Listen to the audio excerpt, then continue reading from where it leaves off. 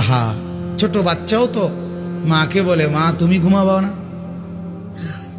ছোট বাচ্চাও তো বাবাকে বলে বাবা তুমি ঘুমাবে না।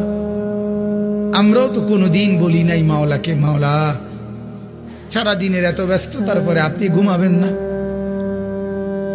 মাওলা বলে না তুমি ঘুমাও, আমি জেগে আছি। ওই যে রাত 2টায় যদি তোমার পেশাব করতে হয় তো তোমার তো চোখ খুলতে হবে। আমি যদি ঘুমায় যাই বান্দা তোমার চোখ মেলে দিবে কে? তুমি যে 3টা বাজে বলে রাখছো যে গাড়িতে 3টায় রওনা দিয়া সকাল 7টার ফ্লাইট ধরবা ঢাকাতে গিয়া, এখন আমি যদি ঘুমায় থাকি তাইলে রাত 3টা বাজে তোমার চোখ খুলে দিবে কে? এই জন্য বান্দা আমি ঘুমাই না, আমি ঘুমাই না, তুমি ঘুমাও, আমি তোমাকে পাহারা দিই। আলম ইয়ালাম বিআন্নাল্লাহ ইয়ারা, আল্লাহ বলে বান্দা জানো আমি সারাক্ষণ তোমাকে চেয়ে থাকি, কখন জানি আমার বান্দার কি লাগে।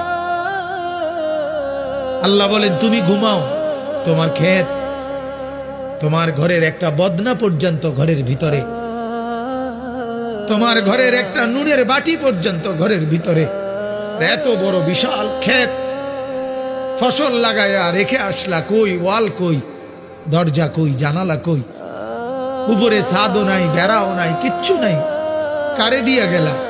আল্লাহ বলে ঠিক আছে বান্দা তুমি দরজা বন্ধ করে ঘুমাও, আমি তোমার ক্ষেত পাহারা দিচ্ছি।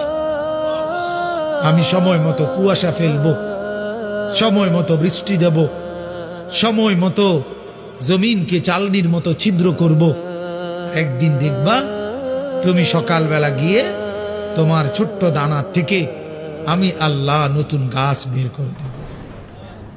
কয়দিন পরে দেখবা সবুজ গাছ বড় হয়ে গেছে, এর কয়দিন পরে দেখবা হলুদ হইয়া পাইকা গেছে, এর কয়দিন পরে কাইটা ঘরে নিয়ে আসবা, আর তোমার ঘরে তখন আনন্দ, নতুন ফসল তোলার আনন্দ। ঠিক কি না বলেন?